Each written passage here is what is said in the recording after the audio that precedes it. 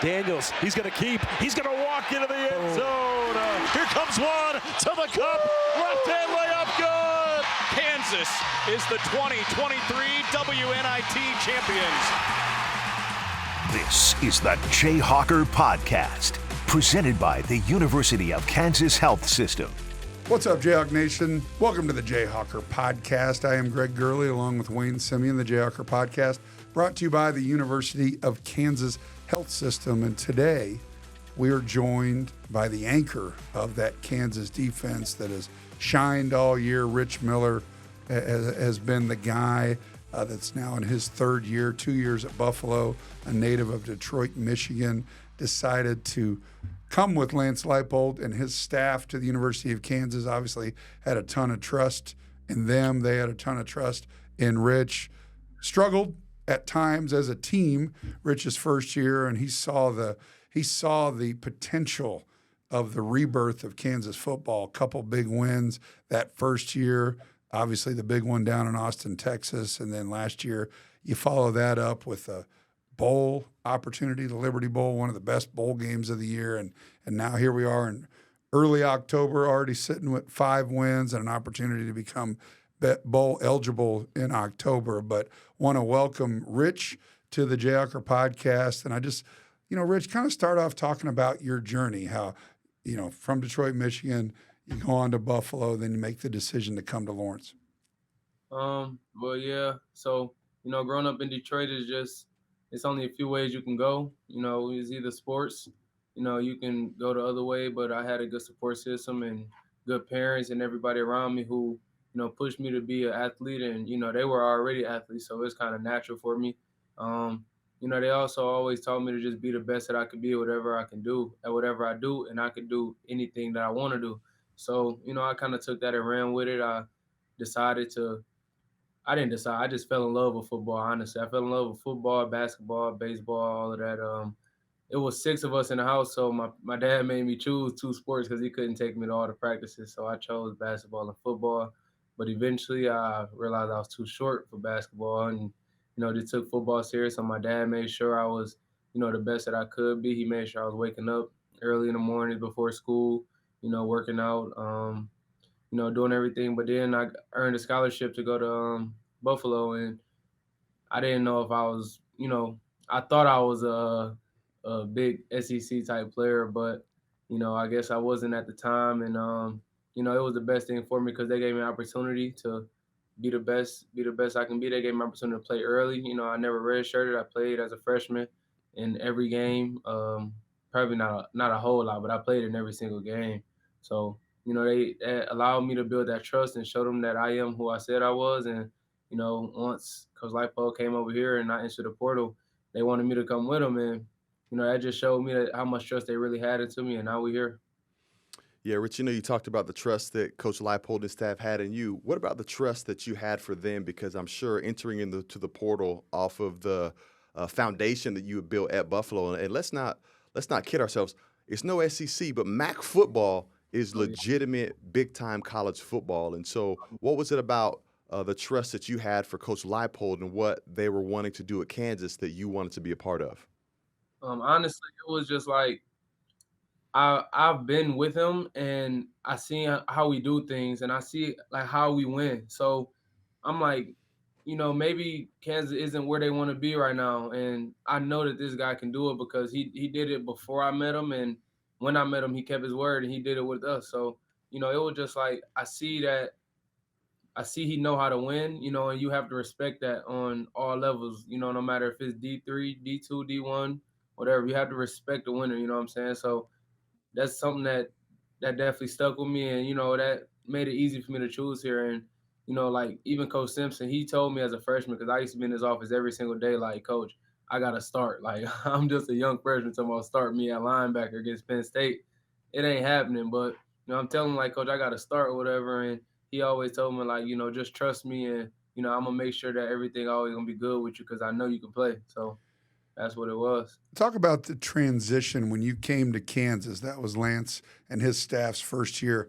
how important you were as one of those guys that came here and integrated yourself with all the other guys and said, hey, it's no joke. This is how they do it, but you got to trust them because they're proven winners. And how much of a leadership role did you take with the incumbents and with the new guys to Kansas, say, hey, this is how Lance does things, and you better either get on board or go somewhere else? Honestly, it was kind of hard, man. But I knew it was important, for us to be in that room, to be in that locker room, be some guys who already played up under him and who were successful with him. Like people are always coming to me and ask questions like, man, why do they, like quote unquote trip on this, or you know what I'm saying? Just why do we do things a certain way? And if once I have the answer for it and they're able to look at it from a different perspective, their actions usually changed. And it definitely didn't happen overnight, as y'all can see. We only went 2-10, but like from that summer to about mid-season, there was some players on the team that were just like certain players that were here. It was like this is the best they've ever been, since y'all got here, man. So I think we was doing a good job, but it was definitely hard, man. I ain't gonna lie. And you think about the really difficult part was Lance and his staff didn't have a spring. They came after spring football, and you really had to, there's a lot of blind trust, and it's just is what it is. You don't, as a player, you don't have a choice. You either go his way or don't, and it had to be much more difficult. Oh yeah, that was definitely the biggest thing, man. Like, and I don't blame anyone at that time for not trusting me or the coaches because it's hard to trust somebody you just met, and you don't even like I said, it's hard to trust somebody you've never met, Sure. and it just is what it is, man. Yep. So it was just up to us to be able to build that trust and just do the best we can, man. Was there a specific time during that season, your first year, maybe it was the off season for Coach Leipold's second year, where you felt kind of a turning of the tide in terms of buy-in for the guys around you? You probably came in with that because you had had experienced success under Coach Leipold and his staff's leadership. But when did you see that whole thing transition towards the other guys in the locker room? So I can honestly say that I don't think we ever went into any game that year thinking we were going to lose. I think that was big, even though, it wasn't showing how good we could have been. It was like no one thought like we're gonna go in this game and lose. Coach had us ready every single game as much as we could. It's just some stuff, you couldn't get over because, people not fully bought in. But once we beat Texas, that was probably the turning point. I ain't gonna lie, because I think we had 2 games after that, or TCU and West Virginia. And we took TCU down to the last field goal, and West Virginia, I think we lost by a touchdown. So after that, we were just like, wow, this is how we're going to do it. But another thing that probably goes and said after that, usually after those seasons where they've been losing, they said that they will go home or, they just wouldn't work out or whatever. They just finished school out. But Coach Steve had us in that weight room for, the last few weeks until winter break. And everybody was there. Everybody was working hard like we had a game the next week. And I think that was really important in our growth and our success now. Well, as a guy who's been around a long time and seen some frustrating football, I totally agree with you. And I wasn't in the locker room, obviously, but that Texas win and then those next 2 or 3 games, I think you're right, it was 2 games. But both of those games, we were competitive. We were in them till the end. And so many times in years past, you might get a win like the Texas game and then get beat by a ton, and it's a long off season. But I truly believe, even though you lost those last 2 games, that propelled you guys into the off season with some hope, and you're going to get a spring practice. And then the guy you brought up, when you brought up Coach Sleeve, I don't think people understand how important the strength and conditioning coach is. What percentage of your time do you spend in that weight room compared to the other facets of the game? I ain't gonna lie. As soon as you said like people don't understand how important it is, I immediately thought like we probably spend the most time with Coach Sleeve. Like that's probably the most important thing because we got to be prepared to go on the field and basically beat our bodies up. So we have to be strong.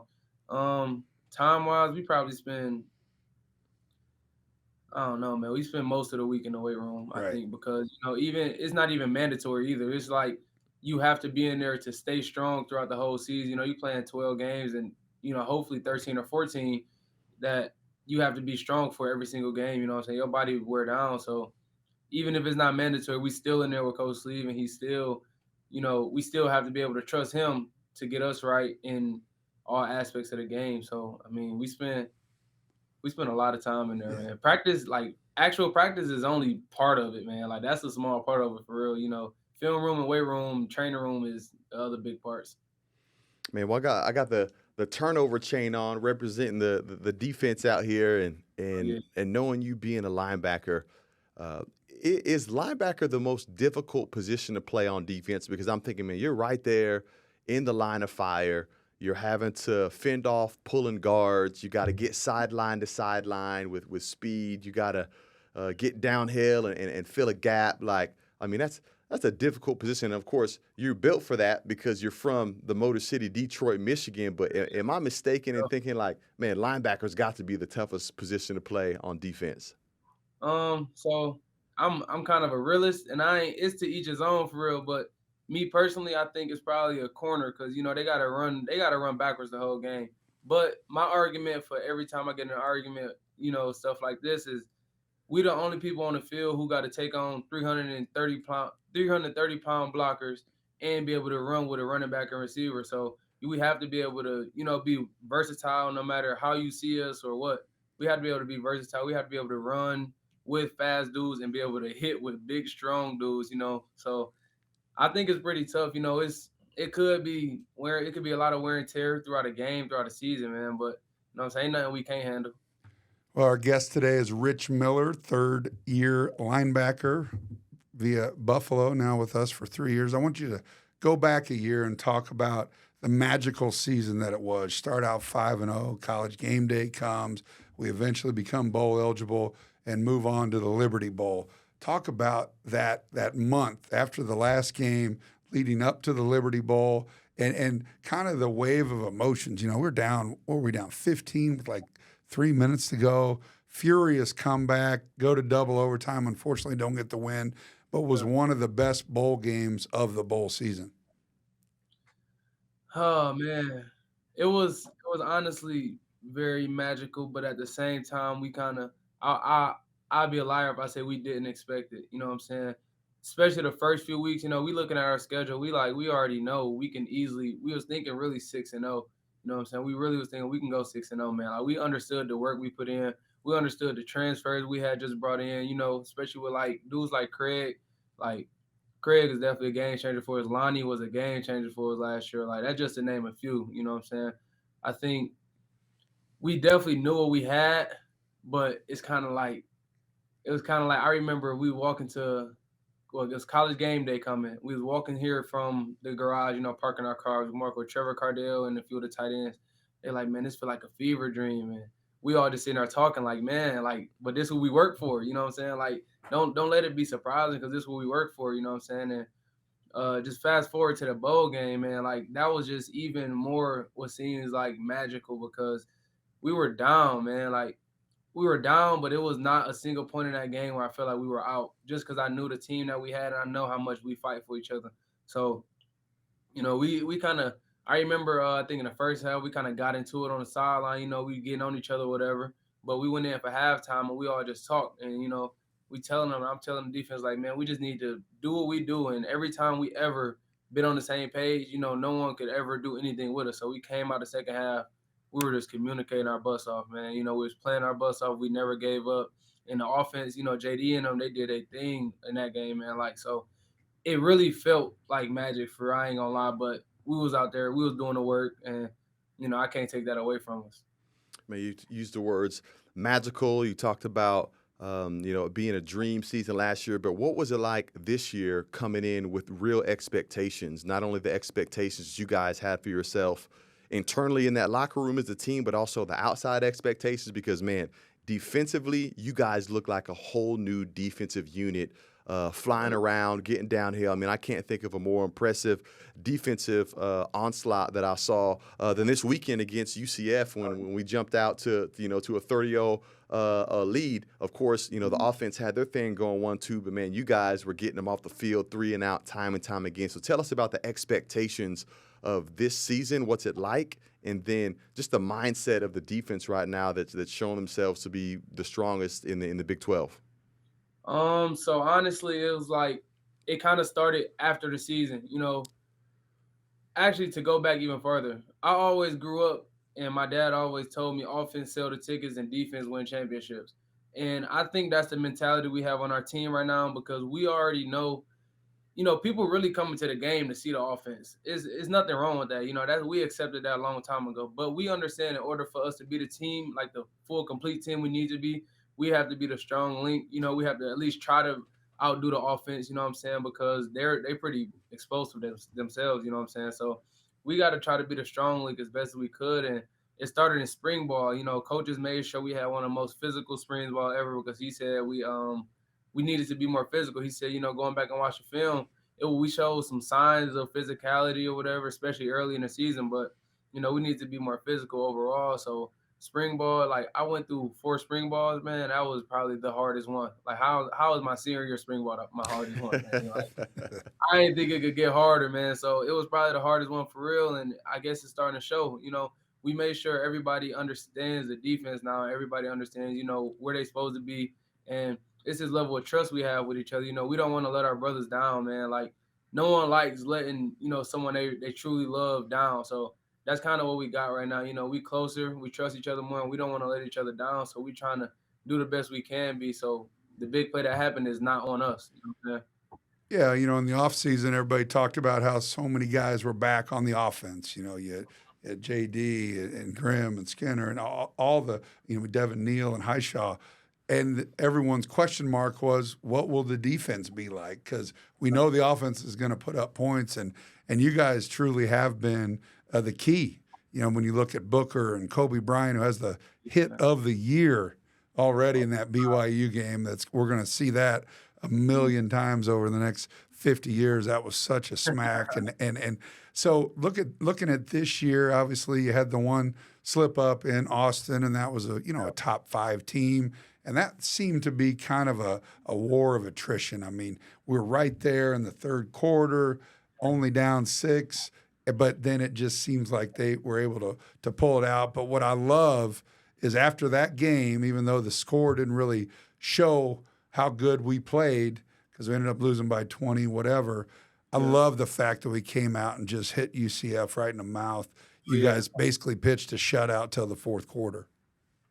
Yeah, that was big. I think we kind of, I'm not gonna lie, we were kind of embarrassed. We was in the locker room talking about it when we came back to practice on Monday. We watched the film as a team. What the linebackers, we watched the film as a group, and it was literally a sense of like embarrassment, man. I'm not gonna lie, like because we knew we had them until the third quarter, but if only we would have played our best game, you know what I'm saying? We would have been able to carry us the whole game, but we kind of folded, and we took that as kind of disrespect, and we was embarrassed because we know we better than that. So, we took that to the next game. I said something to everybody. It was like, well, we can't go back and do that, and the only thing we can do is be better this week. And I think we all came out, we accepted that challenge.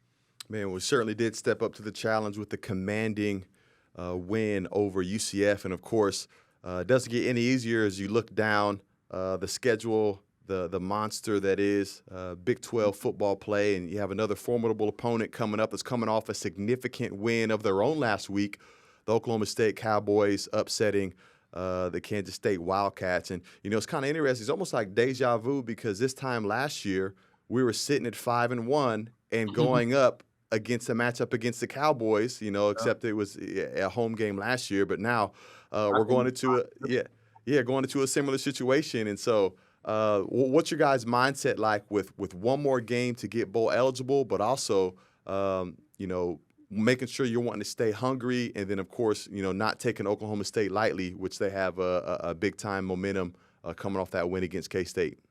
So I think really the thing is we're not even looking for bowl eligibility, man. I ain't gonna lie. We trying to take it one game at a time, and we honestly want to win a Big 12 championship. That's what we want to do, and we know we can still do it if we take care of business. So we ain't really thinking about just bowl eligibility. That's the that's just here. We trying to take it somewhere else now.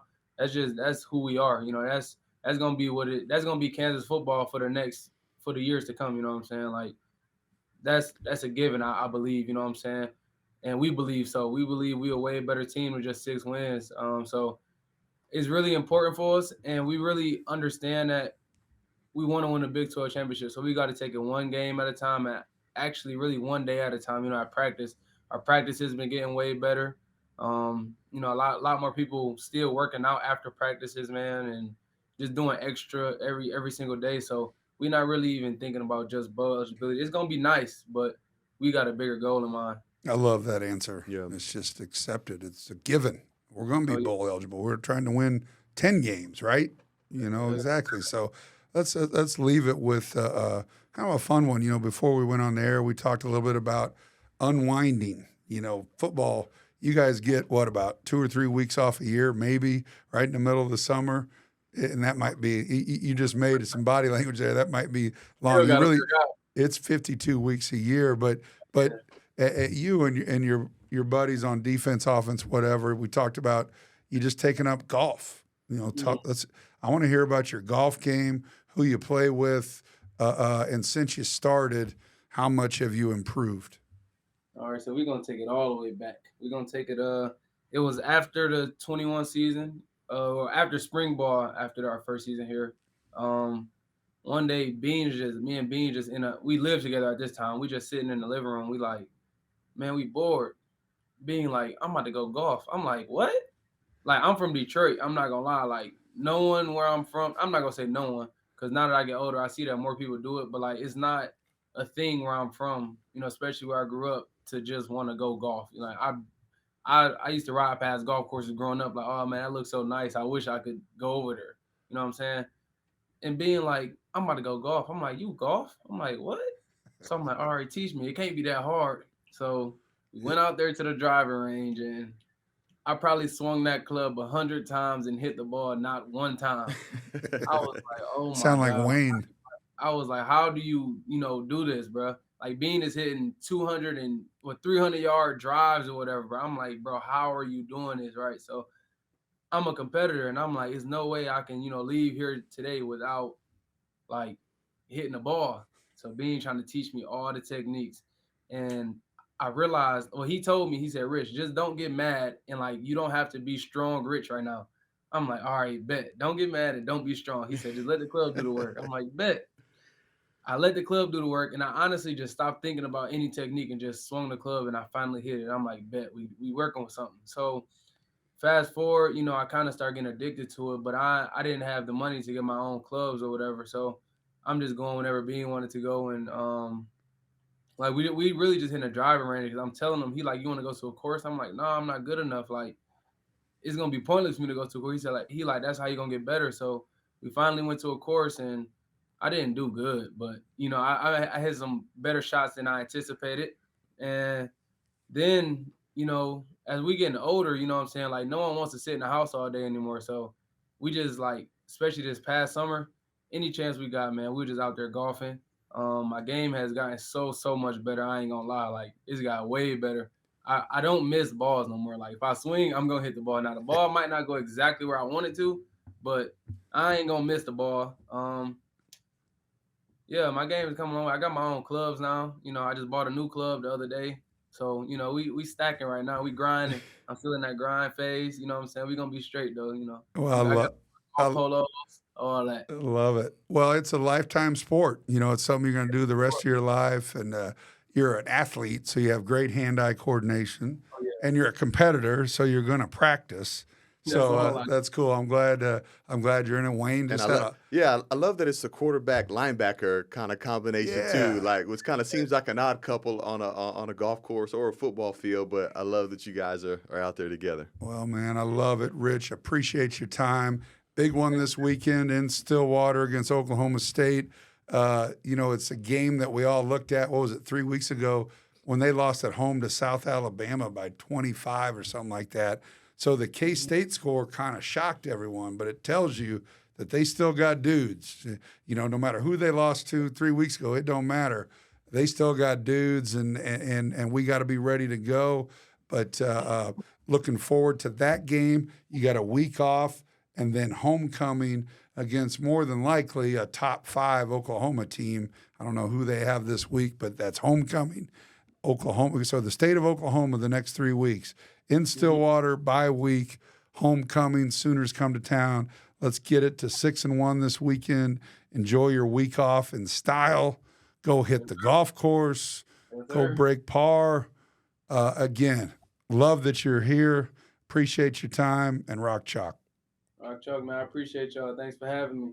All right, that's Rich Miller, stud linebacker for the Kansas Jayhawks, the 5-1 Kansas Jayhawks, the Jayhawker Podcast. Right here, brought to you by the University of Kansas Health System, along with the downtown President Hilton Hotel. Go see our man Philip Strenod, just a couple blocks away from the Power and Light T-Mobile Center, everything where the Jayhawks stay when they go to Kansas City. A lot of stuff outside of football to talk about. Had late night just a few nights ago. Fans got their first look at Allen Fieldhouse, the lightly renovated Allen Fieldhouse. Next season, it'll be the fully renovated scoreboard, lights. Well, excuse me. We got lights this year is about the only thing that you'll see on the inside. A bunch of hospitality has been refurbished and given a once-over, and really big-time projects. So sold out. It was a free event, but there wasn't a seat. Ain't no seats. Ain't no seats. Flo Rida was there along with Tony Sands. And, let's stay on football for a little bit before we get to basketball, because I know you were out of town being a good dad, took your 16-year-old to South Beach on – like when you do that, does she get to pick where she wants to go, or do you say, hey, we're just going to Miami? I was kind of like an agreed upon What thing. 16-year-old girl don't want to go to Miami? Well, I mean, she was born there. And so That's we true. have all of these family pictures of her being pushed in a stroller and, beach and things like that. But she never remembered that because she was so young. And so it was kind of a mutually agreed upon, hey, let's go and have a walk down memory lane. So it was a great, great weekend. And obviously tracked all the KU activity via the app and online. Got a chance to. It was a great weekend. Yeah. I mean, late night, and then the football game had a ton of former guys back, football guys. Tony Sands, who we had on the program last week, who was amazing, and Nick Reed both went into the Ring of Honor, and they brought a ton of people with them. Mark Mangino, Glenn Mason, Chip Hillary, Pat Brown's always a mainstay. Marlon Blakeney. Who else were we hanging with? We had Dan Schmidt, some of the guys in my era, and we all hung out afterwards over at a buddy of ours' house right on top of Mississippi there, crossing the practice fields, and till about midnight. Aqib Talib was back. How do I forget? One of the best Another defensive Ring of Honor inductee. Another Ring of Honor inductee. Todd Reesing was back as well, but we all went over to our buddy's house right there on the hill and, sat around the fire pit and told stories. It was basketball guys, football guys, and it was just, we had a ball. I mean, it was a dominating effort by the Jayhawks over UCF, and so we really, really enjoyed it. Went out in the town a little bit. It was a lot of dad's days out there. So Lawrence was just packed. Feel goods all around. It was a feel good. The weather was perfect. We had fall weather, and a lot of recruits were in town. So it couldn't have been a better weekend. And now to continue that momentum, head down to Stillwater, where, again, I think 3 weeks ago, we're like, almost like it's rare for us, but we're like chalking wins up on the road already. It's hard not to count them up. It's hard not to look ahead and count, yeah. Because Oklahoma State, again, I bring up that South Alabama game, and maybe I'm wrong. Maybe South Alabama is some, great team that I just didn't expect. But they went to Stillwater, and I think they won 33-7. I remember I was with Coach Self, who's an Oklahoma State grad, and I showed him the score, and he looked at it like, that's got to be a typo or something. I was like, no, that's a real score. So something was going on, but they got it fixed and upset Coach Kansas. Gundy's a real coach, Coach right? Gundy. He's a man. He's over 40. So he's – Oh, is he? How do you know that? Because he declared that in one of the most iconic press conferences of all time. That was amazing. I'm a man. I'm 40. But is he he's got to be the longest tenured coach in the Big 12, right? Yeah. Like not even close, right? He's been there 20 plus years probably. Yeah, had a few different haircuts along the way, and he does kind of have the nice. It's almost like he's it's almost like a baseball player's haircut. Yeah, but I think we all felt that they had a hiccup, pretty big hiccup there, but it was only a matter of time before that ship got righted. They still got athletes. Yeah, they got guys. And so we got to be ready to go, and obviously don't know the status of what we're going to be at the quarterback position, but Jason Bean did a great job, and obviously Oklahoma State's going to look at the Central Florida game where we rushed for 399 yards.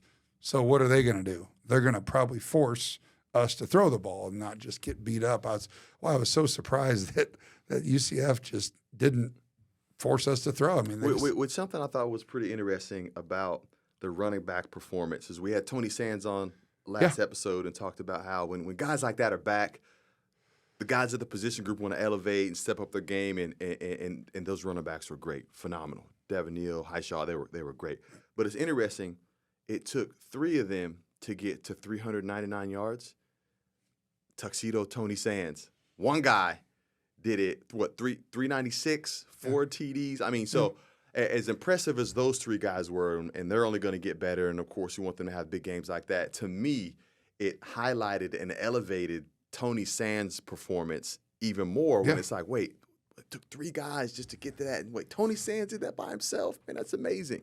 I got to spend a little time with Coach Mangino and Coach Mason, and, man, were they so excited to be back, number one, and then they were so complimentary of what's going on there. That, I don't know how coaches are. Maybe I didn't know if they'd be like, well, we were better or what. They love it. They love to see Kansas have success. They love Coach Leipold and his staff, and it was fun to hear, and I got to walk around with Coach Mangino a lot, and, man, everybody just wanted a piece of him, a picture, an autograph, or whatever. He couldn't have been nicer. Same with Coach Mason, so it was really cool. The other thing that I took away from that night, Chip Hillary told a story that Tony Sands talked to the team after the game, or maybe it was before the game, and talked about how special his former teammates were, how special the guys that have passed, and how he liked to he was carrying the flame for all of them. Chip said he was in the locker room crying. He goes, it was cool. And that's 30-some-odd years ago. So the brotherhood is real. It's great to see guys coming back, and we got to continue that momentum. Yeah, and it's great. And, that type of momentum, especially when those former players and coaches come back, it just fuels the flame for the current guys, doesn't it? Because they see and know what it's meant, and then hopefully one day they'll be able to come back and have that same type of memory and camaraderie and brotherhood and tear-filled eyes because of the work and the success that they hopefully had during their time here. And it's great to be able to see this generation of Jayhawk football be able to build that on their own. It was kind of interesting as we went out on Saturday night to some local establishments with Aqib Talib, Super Bowl champ, Ring of Honor. But with football, I don't think the kids today don't get it. So we were able to just he was able to stand in the corner with nobody bothering him, which was kind of interesting. I think he enjoyed that because he's like, I can just be a fly on the wall and no one knows who I am. But really cool to hang and run with those guys. Back to basketball, it was a cool event, late night, but bad basketball. I had the privilege of calling the scrimmage with my radio partner, Brian Haney, and every year Coach Self comes and sits with us with a headset on, and I try to, talk about the good things, and, it's 20 minutes, running clock, just whatever, but they were playing terrible, and they were kind of jacking around. It was turnovers, bad shots, and you could just see smoke coming out of Bill's headset, and he was starting to get a little upset. I finally said, here, take your headset off and talk to – he had to get a message conveyed to Q, who was coaching the blue team, and then I got him back on, and I'd be like, hey, Hunter Dickinson, the number 1 transfer, and he's like, yeah, but he was terrible, or that was a bad pass, so I was trying to just kind of talk through the negatives, but it was good. I think it's good for our team to get an earful from Bill Self, and we saw on social media and stuff that Christian Brown had called or texted Bill and said, oh, you're going to kill him next practice, aren't you? I wish I could be there. I loved it. Like, we as former players, we like watching it when our current guys are getting yelled at. I don't know what that says about us, but you and I sit at practice sometime. We're like, oh, he's about to get him. So they had Saturday off and then practice on Sunday. I haven't really talked to Bill since then, but I'm assuming he got his money's worth, and that's what it's all about. It's October 10th. Yeah, well, I mean, it's funny, and it's kind of a lose-lose. And this isn't anything unique in terms of coach not being satisfied with a late-night performance, because you usually get the precursor, and like you've got text message threads with you and your former players and your buddies, and as soon as coach called them embarrassing, it blew up from guys from my generation, and we're firing stuff back. And it's interesting because it's always like, hey, enjoy yourself, have fun, like don't get hurt. But then there's an expectation still that you look legitimate, and that certainly wasn't the case last Friday, and I'm sure they got an earful after that. But and the difference from when you and I played was back in the day, October 15th was the date or whatever it was that everybody across the country. It was the first practice. It was like the first practice, because when we were playing, we didn't get to practice until that first practice. I know it sounds crazy.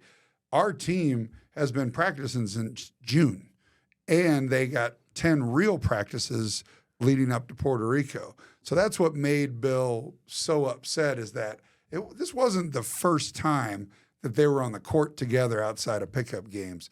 They've had real practices with like drills and shell game and all that stuff. So that's where he was most upset, is that, again, if it was the first day that they were together, he wouldn't. I mean, he would care, but also he coaches like that because they need teaching moments, and are you reading a little bit of the press clippings? Your preseason number one team in the country, we're the best. Everybody tells us that until you get out there and your coach tells you you're not. Well, coaches don't like when their teams look like they've never been coached. Right. And so that was probably. And it was televised. Yeah. It was televised in front of recruits, in front of a stadium full of people. And so, the good thing is they've got plenty of practice reps to be able to clean things up or knock the dust off before they head up to Champaign, Illinois, and play for a game that's going to do some incredible work in raising money and benefiting the people of Maui. And wait till you see the uniforms. I think you've seen them. I know I've seen them. They're really, really cool, and they're very a Hawaiian motif, a lot of flowers and stuff like that. And then after the game, those uniforms will be auctioned off for the greater good to go to the people of Hawaii, which is, it was in the news forever. Now you don't hear much about it, but the destruction is real, and it ain't going away. And so I'm glad that we're doing something like this. It spawned another game. I believe Tennessee and Michigan State are having an exhibition game to provide funds for Hawaii as well. But that, obviously late night isn't just about the men. Women were out there with recruits in town and the fanfare, and some of the preseason awards have just come out. Yeah.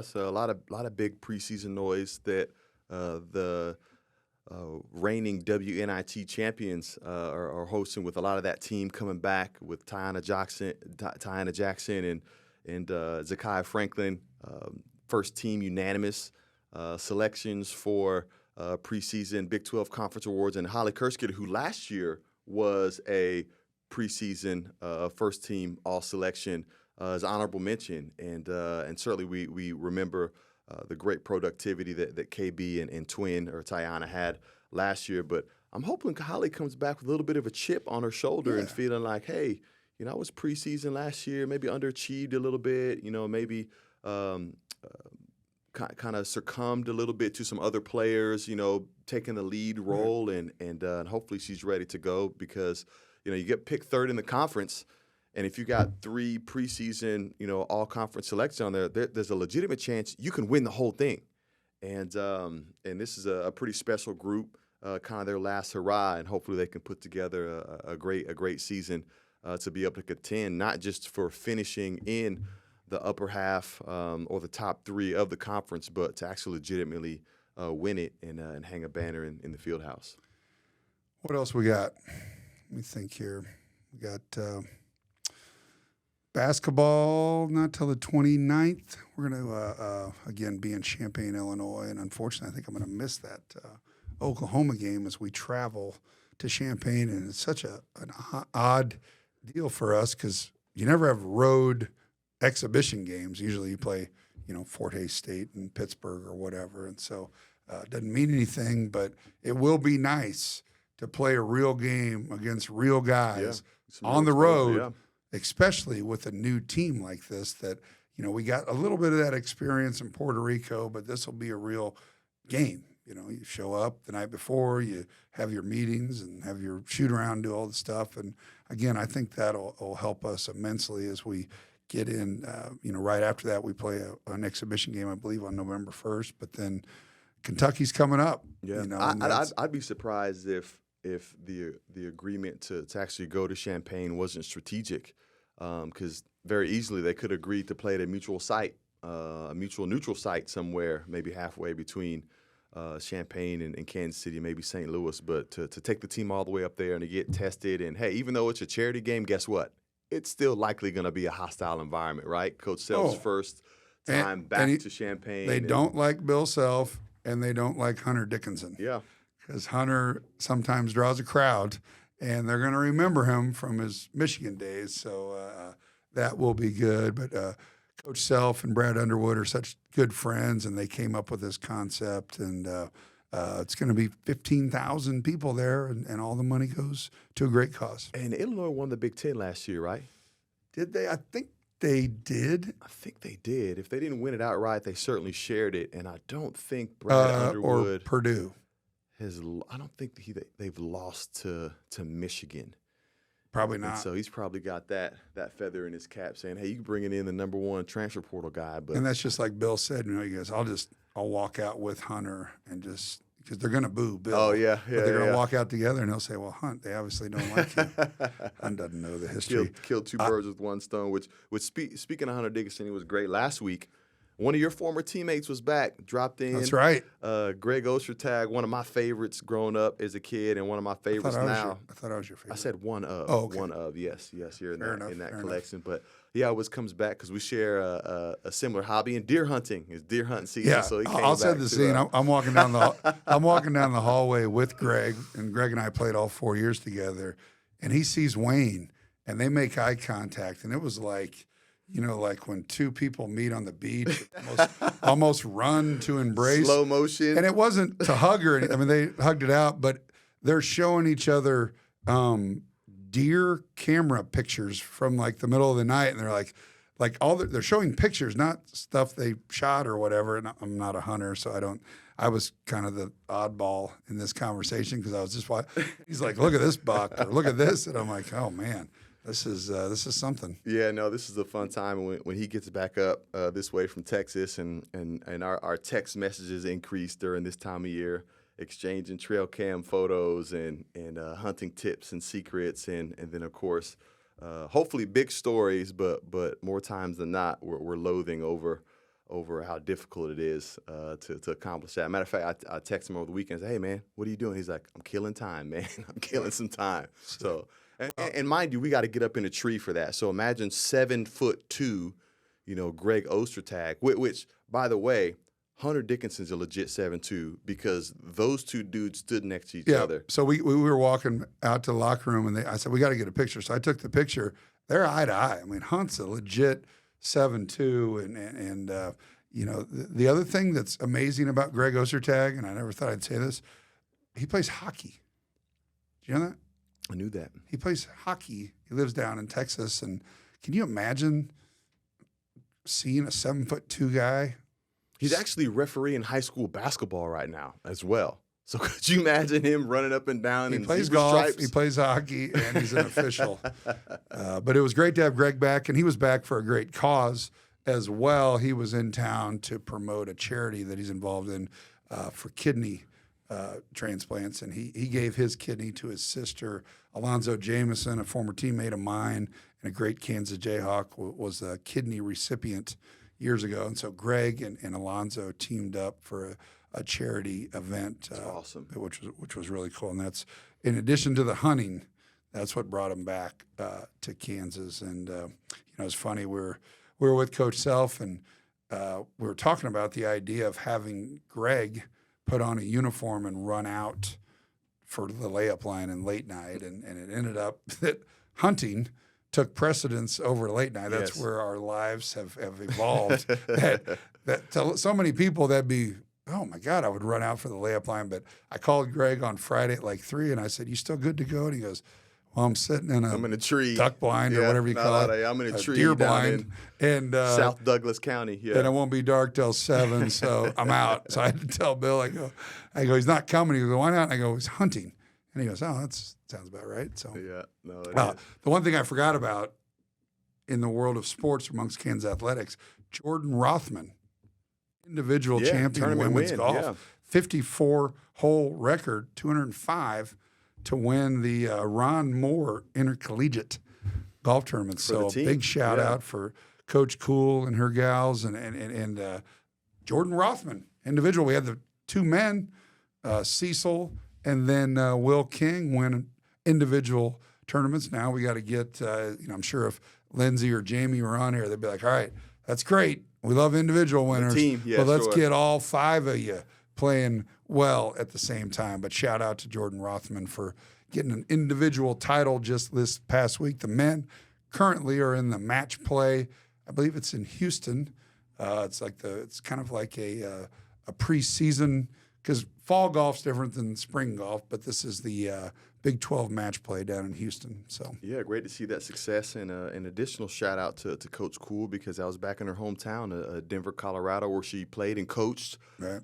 For a long time. So I'm sure it was great to have her players, not only one of their players, Jordan, to win the tournament outright, but to set a new school record in a community that she's familiar with, and probably had a lot of support coming back there as well.